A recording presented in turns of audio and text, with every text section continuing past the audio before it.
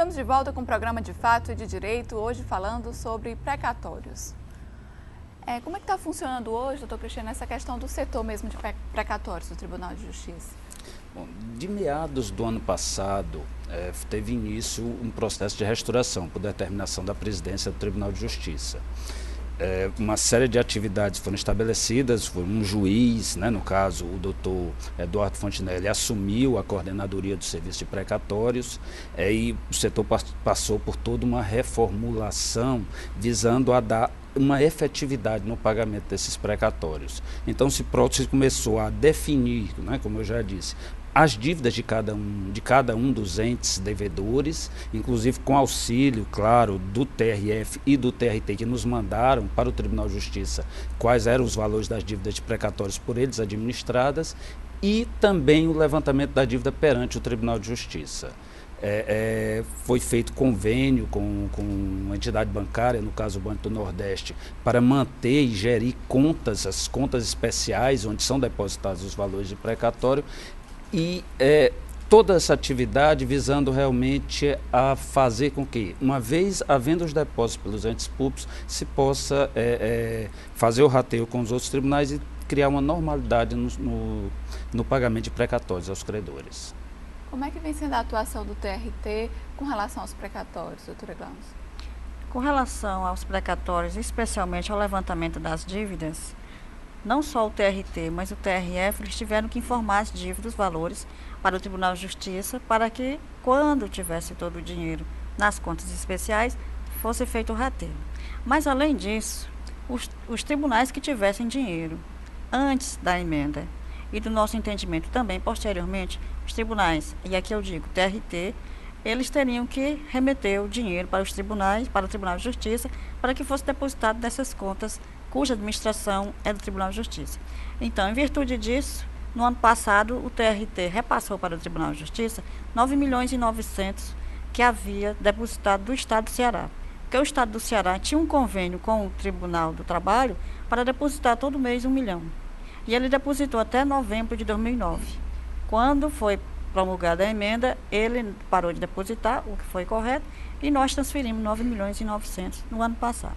Esse ano, com relação a municípios, nós já transferimos 14.700.000, porque o Tribunal do Trabalho tinha convênio com vários municípios.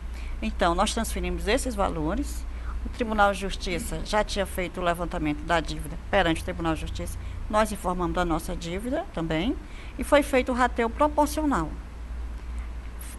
Nós enviamos o valor para o Tribunal de Justiça, eles dividiram, retornou a nossa parte e nós pagamos vários precatórios, assim como o Tribunal de Justiça também pagou.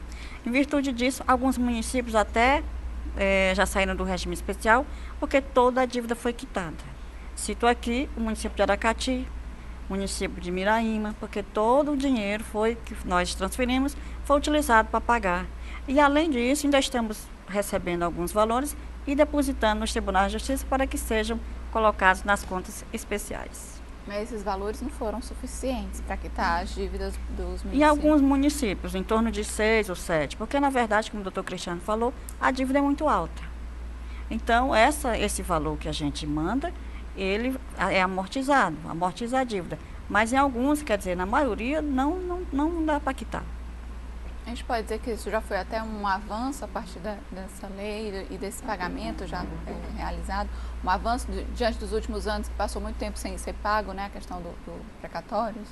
Sem dúvida, E eu gostaria ainda de ressaltar que todo esse processo de reestruturação de precatórios foi acompanhado pelo CNJ, que o Conselho Nacional de Justiça foi, inclusive, o Tribunal de Justiça, um dos primeiros tribunais do país que convidou o CNJ a acompanhar esse processo de reestruturação e de regularização de pagamentos.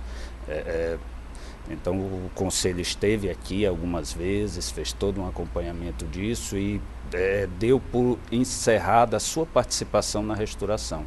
Mas conosco, ou seja, no Tribunal de Justiça e nos tribunais, essa reestruturação procede, porque, claro, se ainda temos municípios que não contribuem, que não fazem os depósitos regulares, então não se pode dizer que o trabalho de organização do setor de precatórios está concluído. Agora, existe algum sistema de cobrança para esses municípios que estão devendo, um valor mais alto? Existe alguma atuação nesse sentido? Bom, devido à própria emenda constitucional, o município que está no regime especial, ele está obrigado a fazer depósito, né? A moratória no sistema anual é uma moratória de 15 anos, né? Um período em que ele deve fazer esse pagamento. Pela despesa corrente líquida, é um percentual, né, das suas despesas correntes, e ele tem a obrigação de fazer isso por conta da emenda. Se o município, por acaso, não faz, não está fazendo, compete ao Tribunal de Justiça fazer essa cobrança junto ao município, inclusive para aqueles que realmente ficarem inadimplentes, a sua inclusão no CEDIM. O CEDIM é um cadastro criado pelo CNJ, um cadastro de entidades devedoras inadimplentes, onde o município, aquele ente público, né, de forma geral, que não faz os depósitos, pode ser incluído. E esse CEDIM, ele tem dado resultado, esse cadastro, desde que ele foi criado? Assim... Sim, aqui no Ceará atualmente existem 3 municípios incluídos no CEDIM. No caso é Itapipoca, Groaíras e Milagres, não fizeram, foram recentemente incluídos.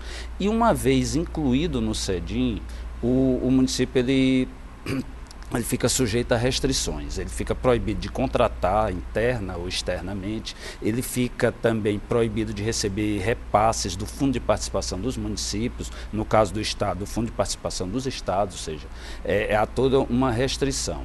E valores são bloqueados, a Secretaria do Tesouro Nacional faz o bloqueio dos valores naquele valor indicado pelo tribunal, exatamente para ser carreado às contas especiais destinadas ao pagamento de precatórios.